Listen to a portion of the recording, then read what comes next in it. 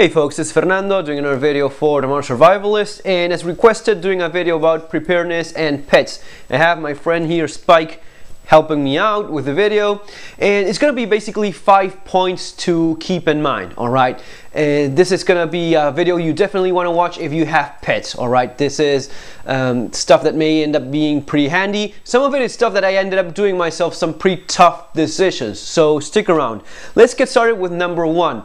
In terms of supplies, keep your pet in mind as well. Number one is specifically having food, water for your pet. Just like you do for yourself, you have your food stash in case of a disaster and emergency, so as to have food. Same thing goes for your pet. Dog food is much cheaper than human food and it's more suited for your pet as well. Keep in mind to have food as well and extra water in your other kits, in your vehicle kit, in your stash that you may keep in some other location, in a bug out location. Just like you keep food for yourself, keep food for your pet too.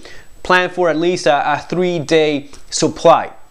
You don't want to be rushing or having to use some of your own food for your pet. Alright, number two is gonna be about having ways of identifying your pet. Alright, number two is remembering to keep a tag in your dog, the tag with your information, your phone number, and a chip.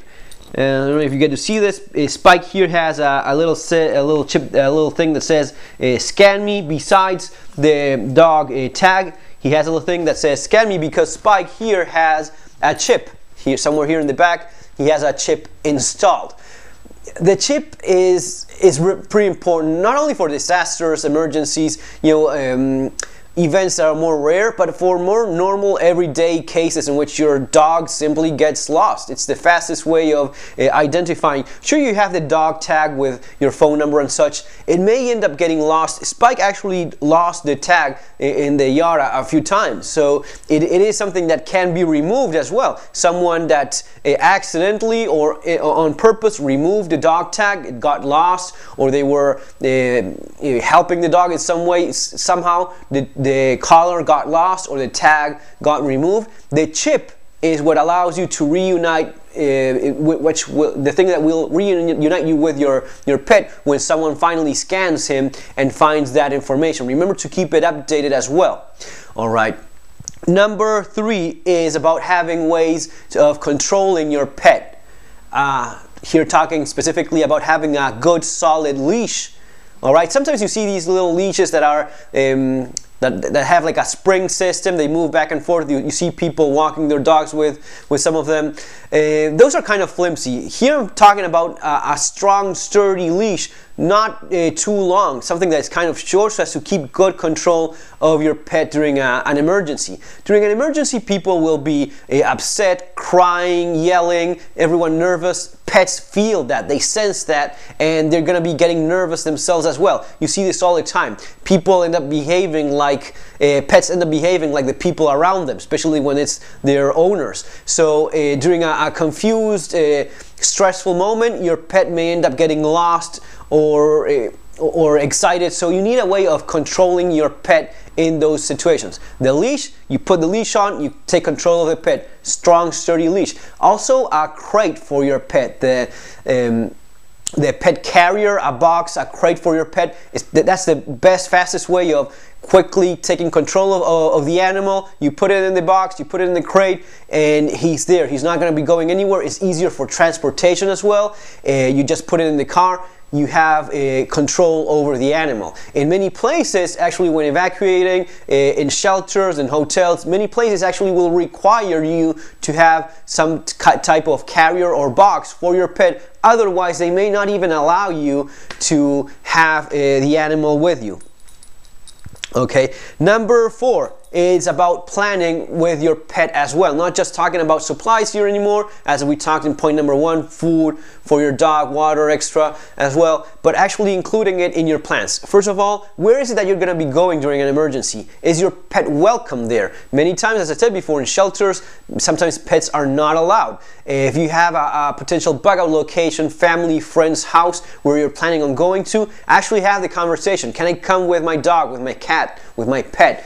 Are you allergic to it? It's not the moment to learn during the disaster, during the emergency, if it's okay or not. Have these conversations ahead of time. Talk with your vet. Talk with your vet about what is it that you should be doing during an emergency with your pet.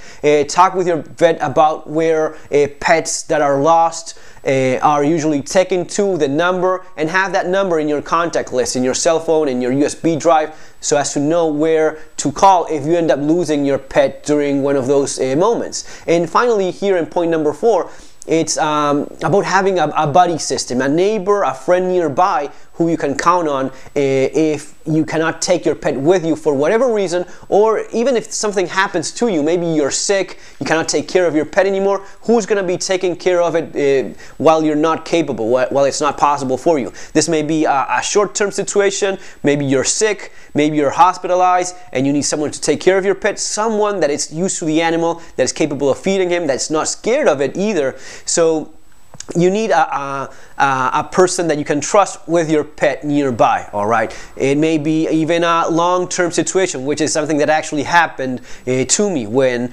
unfortunately, when we left Argentina, we couldn't bring our dog with us. The thing is that we were running out of time. We didn't have a lot of time, given how things were falling apart pretty quickly, how the restrictions for exchanging currency, for traveling, were showing us very clearly that we had not much time available. And as always in Argentina, everything is a huge mess whenever you want to do anything. And so as to take our dog, we were supposed, before even getting it out of the country, we had to have a certification that so as to get it, you first had to quarantine your dog for 40 days in this place that was almost like 500 miles away from where we were, and lots of certifications and paperwork needed. I mean, it was simply impossible. You had to leave it for 40 days in this awful place. We just couldn't do it. We didn't have the time either, so we had to make a tough decision. Fortunately, I did have a friend actually that had a big farm with actually the same breed of dog as mine, and he took him in, and you know, as sad as it is, we had to leave him behind, but fortunately he's still okay. So all things considered, you know, sometimes it's about making tough decisions. And this brings me to point number 5. Final point, maybe even the most important point, which is these guys, they are not human, they're not people, all right? I know some of you guys mentioned there in the comments, my dog is like my children and such. I know how people feel about it, but you don't have to lose perspective about it. It's not a person, all right? As much as we may love them and such, it's an animal, and when it comes to the priorities, you have to put it in its right place, which is after humans, after people, after your kids, your wife, your husband. It's not in the same level, because sometimes you have to make tough choices like I did, all right? Guys, this is about realistic preparedness. This is what I do. I don't talk about nice stuff that makes you feel good sometimes, and here is someone telling you what he had to do, what I had to do myself in the same situation that I'm making reference to.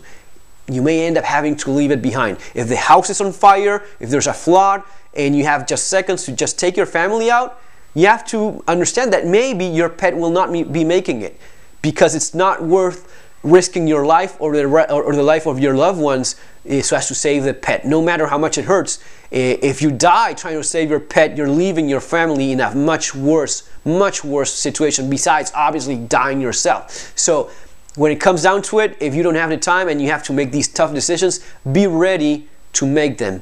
Be mentally ready and understand where your priorities are. Okay, folks? Guys, this is all stuff that it will help you make better decisions. It will put you in a better position if you ever have to deal with emergencies involving your pets as well. Folks, remember to subscribe, thumbs up, and share the video with others, especially you guys that have pets. And remember, there's my book there in the link below, Bugging Out and Relocating, where I cover all this stuff about realistic bugging out and relocating. And that's it. Take care, have a great day. See you in our next video.